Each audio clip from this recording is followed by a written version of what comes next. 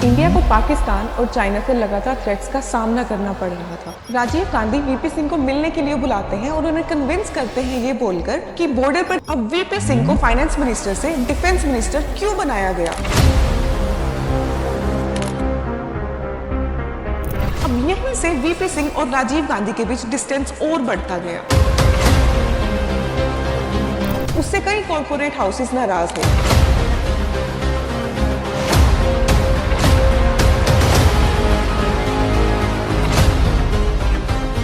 ED के directorate ने एक note revenue secretary Vinod Pandey को भेजा।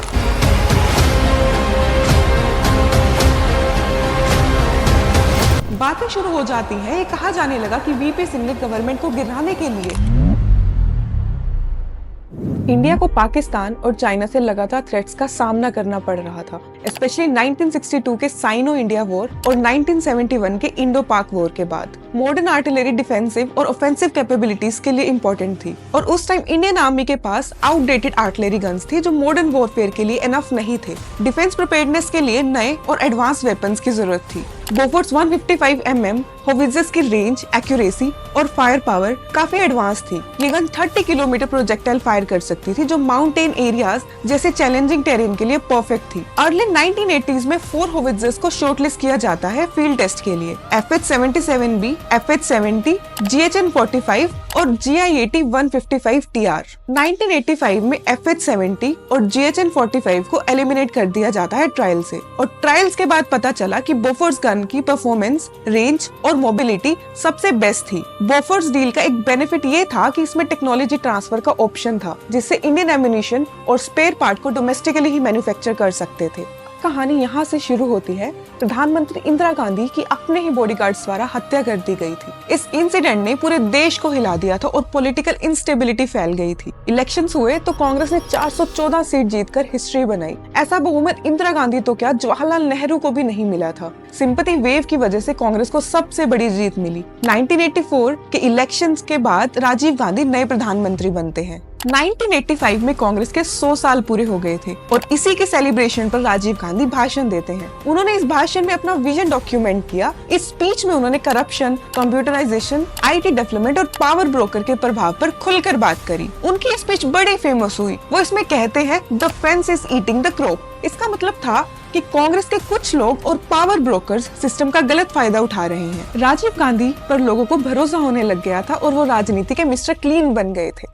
लेकिन राजीव गांधी की असली मुश्किल तो अब आने वाली थी और वो मुश्किल थी उनके अपने ही finance minister Vishwanath Pratap Singh. VP Singh Uttar Pradesh के सीएम रह चुके थे। राजीव गांधी जब प्रधानमंत्री बने उन्होंने वीपी सिंह को फाइनेंस मिनिस्टर बना दिया। अब बतौर फाइनेंस मिनिस्टर वीपी सिंह ने इनकम टैक्स इवेशन और ब्लैक मनी पर काफी स्ट्रिक्ट एक्शन लिए। उन्होंने large scale tax rates organise किए जो बड़े इंडस्ट्रियलिस्ट और बिजनेसमैन के खिलाफ थे। उन्होंने हवाला ट्रांजैक्शन, स्मगलिंग नेटवर्क से लेकर फॉरेन रेगुलेशन एक्ट में इलीगल फॉरेन ट्रांजैक्शन की इन्वेस्टिगेशन की और इस काम में उनका साथ दे रहे थे उनके 2 करीबी अधिकारी, रेवेन्यू सेक्रेटरी विनोद पांडे और एनफोर्समेंट डायरेक्टरेट के हेड भूरेलाल। दोनों ऑफिसर्स के पास टैक्स चोरी करने वालों के खिलाफ कार्रवाई के ऑर्डर्स थे। अब इस वजह से वीपी सिंह काफी पॉपुलर होने लगे थे। उनकी इमेज एक ऑनेस्ट लीडर की बनती जा रही थी और इसी टाइम में कस्टम रेवेन्यू 20% बढ़ा और एक्साइज रेवेन्यू 12% से बढ़ा। राजीव गांधी वीपी सिंह को मिलने के लिए बुलाते हैं और उन्हें कन्विंस करते हैं ये बोलकर कि बॉर्डर पर थोड़े हालात सही नहीं है, हालात बहुत गंभीर है और डिफेंस मिनिस्ट्री वीपी सिंह जैसा कोई रिस्पॉन्सिबल संभाले।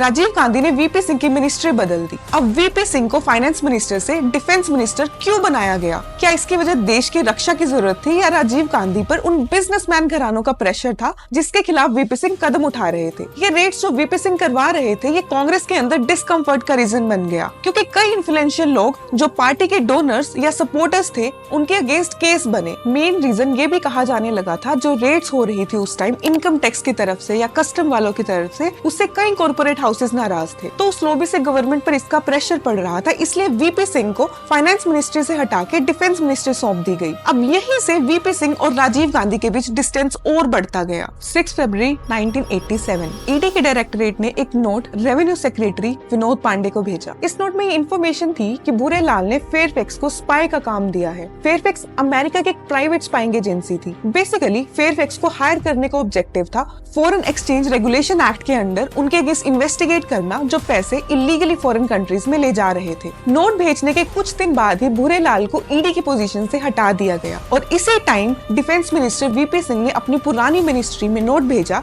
और कहा कि भूरेलाल को उन्हीं के ऑर्डर्स पर जासूसी का काम दिया गया था। बातें शुरू हो जाती हैं। ये कहा जाने लगा कि वीपी सिंह ने गवर्नमेंट को गिराने के लिए फेयरफैक्स एजेंसी को स्पाई का काम दिया है। कांग्रेस के लीडर्स भी वीपी सिंह को साइडलाइन करने लग गए थे। उन पर एलिगेशन लगते हैं कि बिना पीएम राजीव गांधी को पूछे बगैर फेयरफैक्स को काम दे दिया। फेयरफैक्स को बहाना बनाकर वीपी सिंह को किनारे करने की कोशिश शुरू हो गई थी। राजीव गांधी के लिए भी पॉलिटिकल डिस्कम्फर्ट बन गया था क्योंकि वीपी सिंह अभी इंडिपेंडेंट डिसीजन मेकिंग और एंटी करप्शन स्टेप्स के कारण ज्यादा पॉपुलर हो रहे थे। पर वीपी सिंह ने भी इसका जवाब ढूंढ लिया था और जवाब था जर्मनी की कंपनी HDW से पनडुब्बी यानी सबमरीन खरीदने का मसला। ये डील इंडियन नेवी के लिए सबमरीन्स प्रोक्योर करने के लिए थी जिससे इंडिया की डिफेंस कैपेबिलिटी को बढ़ाना था, खासकर अंडर वाटर ऑपरेशंस के लिए। पूर्व प्रधानमंत्री इंदिरा गांधी के टाइम में जर्मनी की HDW सबमरीन्स को पहली बार खरीदा गया था और राजीव गांधी के टाइम में दूसरी बार खरीदी जा रही थी। काउंसिल ऑफ मिनिस्टर्स भी इसका अप्रूवल दे चुके थे। वीपी सिंह ने इस बात की इंक्वायरी करवाई। वो जानना चाहते थे कि क्या इन पनडुब्बियों की कीमत कम हो सकती है।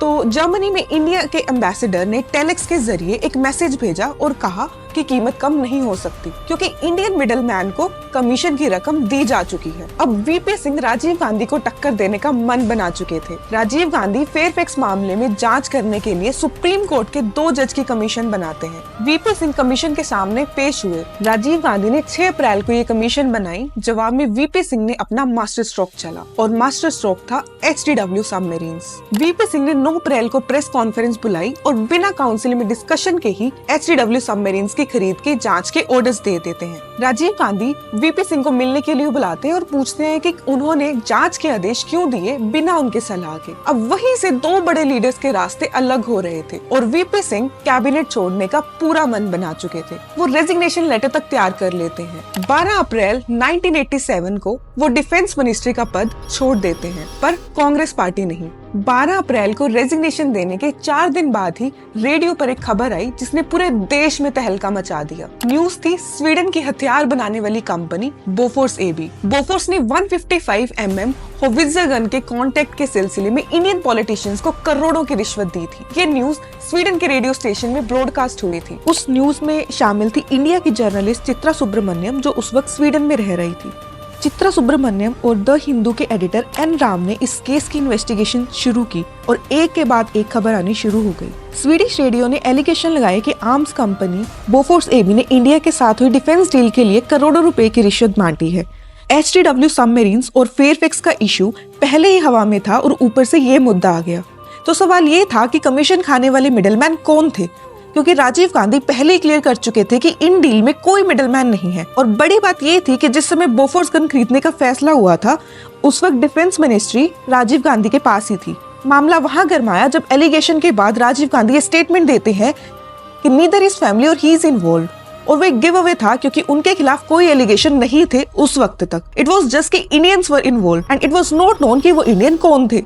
गन खरीदने के लिए 2 कंपनीज के बीच टक्कर थी, एक फ्रांस की सोफमा और दूसरी स्वीडन की बोफोर्स। दाम और खरीदारी को लेकर 1985 के दिसंबर महीने से लेकर 23 मार्च 1986 तक बात चली और इसके बाद 24 मार्च 1986 को राजीव गांधी ने खरीदारी को ग्रीन फ्लैग दे दिया। लेकिन सवाल ये था कि ये कब डिसाइड होता है कि कॉन्ट्रैक्ट बोफोर्स को जाएगा। स्वीडन में उस टाइम इंडियन एम्बेसडर BM ओझा थे और उनके बुक के अकॉर्डिंग राजीव गांधी स्वीडन के प्राइम मिनिस्टर ओलफ पाल्मे के फ्यूनरल राइट्स के लिए स्टॉकहोम आए थे। 15 मार्च 1986 को उनकी मुलाकात स्वीडन के नए प्राइम मिनिस्टर इंगवार कार्लसन से हुई और उस मीटिंग के बाद उन्होंने कहा कि गन्स बोफोर्स से ही खरीदी जाएंगी और 24 मार्च को बोफोर्स AB से 410 155 mm howitzer gun worth 1437 crore देने का कॉन्ट्रैक्ट मिल गया। लेकिन फिर क्या होता है, 1 साल बाद 16 मार्च 1987 को स्वीडिश के रेडियो स्टेशन प्रोग्राम डेगेंस इको ने एक घोटाले की खबर चलाई और इसके बाद से राजीव गांधी और गवर्नमेंट को सवालों के कटघरे में घेरा जाने लगा। इंडियन गवर्नमेंट स्वीडिश गवर्नमेंट से रिक्वेस्ट भी करती है कि ये एलिगेशन का खंडन करे, लेकिन वो डिनाई करते हैं ये बोलकर कि आरोप स्वीडन की प्राइवेट कंपनी के खिलाफ लग रहे हैं, इसलिए गवर्नमेंट किसी भी प्रकार का खंडन करे ये सही नहीं होगा। और इसी टाइम वीपी सिंह और राजीव गांधी का मुद्दा भी गरमाया हुआ था और उस लड़ाई और एलिगेशन के घेरों में वीपी सिंह और राजीव गांधी काफी दूर निकल गए थे। राजीव गांधी के खिलाफ भी उनके पार्टी के कई विरोधी खड़े हो चुके थे, जैसे कि विद्याचरण शुक्ल, आरिफ मोहम्मद खान, अरुण नेहरू जैसे नाम शामिल थे। 15 जुलाई 1987 को ये लीडर्स हरिद्वार में मीटिंग करते हैं और उसी दिन इस मीटिंग में शामिल होने वाले लीडर्स को कांग्रेस से निकाल दिया जाता है और इसी के चलते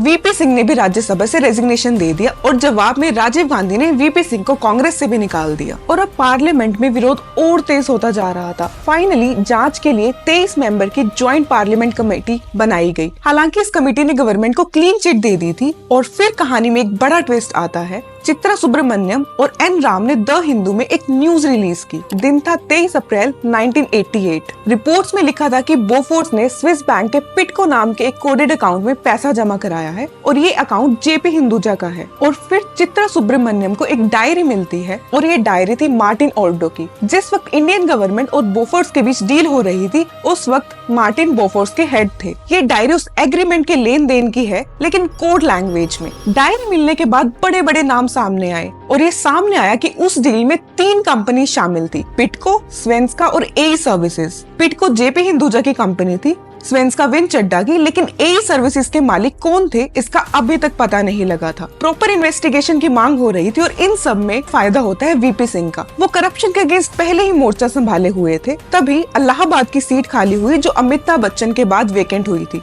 और उस वेकेंट सीट पर वीपी सिंह इलेक्शन में खड़े होते हैं। इलाहाबाद से वीपी सिंह को बड़ी जीत मिलती है और यहाँ से शुरू होता है राजीव गांधी की हार का सिलसिला। वीपी सिंह, विद्याचरण शुक्ल, अरुण सिंह, अरुण नेहरू ने पहले ही जन मोर्चा बना लिया था। वीपी सिंह ने बोफोर्स स्कैम को चुनावी मुद्दा बना दिया था। वो दावा कर रहे थे कि राजीव गांधी ने बोफोर्स मिडलमैन की रकम लोटस नाम के इंटरनेशनल स्विस बैंक के अकाउंट में जमा करवाई है। लोटस का मतलब होता है कमल और राजीव के नाम का मतलब भी कमल है और वो लोगों का विश्वास जीतते हैं कि वो गवर्नमेंट बनाने के बाद पूरे मुद्दे का पर्दाफाश करेंगे। आखिरकार 1989 के इलेक्शंस में कांग्रेस की हार हुई। कांग्रेस को सिर्फ 197 सीट्स पर ही जीत मिली और वीपी सिंह की पार्टी जनता दल को 143 सीट्स मिली थी। तो वीपी सिंह बीजेपी और बाकी पार्टीज के साथ अलायंस बना लेते हैं और उनकी पार्टी को 248 सीट का सपोर्ट मिलता है। वीपी सिंह प्रधानमंत्री बनते हैं और फिर उन्होंने प्रधानमंत्री बनने के बाद ये केस सीबीआई को सौंप देते हैं, लेकिन उनकी सरकार 11 महीने में ही गिर गई थी। इस केस का बड़ा खुलासा स्विट्जरलैंड के कोर्ट में हुआ और पता चला कि एई सर्विसेज के मालिक ओत्तावियो क्वात्रोकी और उनकी वाइफ मारिया क्वात्रोकी थे। ये भी न्यूज में था कि ओत्तावियो क्वात्रोकी की दोस्ती नेहरू परिवार से थी। सीबीआई ने 22 अक्टूबर 1999 में इस मामले में चार्जशीट फाइल की, जिसमें सीबीआई ने विन चड्डा, ओत्तावियो क्वात्रोकी और defence secretary SK. Bhatnagar, Bofors और मार्टिन के खिलाफ चार्जशीट दाखिल की। चार्जशीट में राजीव गांधी को भी आरोपी बताया गया था, पर उनके खिलाफ ट्रायल नहीं हुआ क्योंकि 1990 में उनकी मृत्यु हो चुकी थी। सन 2000 में सीबीआई ने सप्लीमेंट्री चार्जशीट दायर की, जिसमें हिंदुजास को भी आरोपी बनाया गया और 2002 में इस स्कैम के 2 मेन आरोपी विन चड्डा और एस.के. भटनागर की मृत्यु हो गई थी और ओत्तावियो क्वात्रोकी की भी 2013 में मौत हो गई थी और 2004 में दिल्ली हाई कोर्ट ने केस को खारिज कर दिया। हिंदुजास के खिलाफ भी 2005 में केस डिसमिस कर दिया गया था। अगर आपको वीडियो पसंद आई तो please don't forget to like, share and subscribe.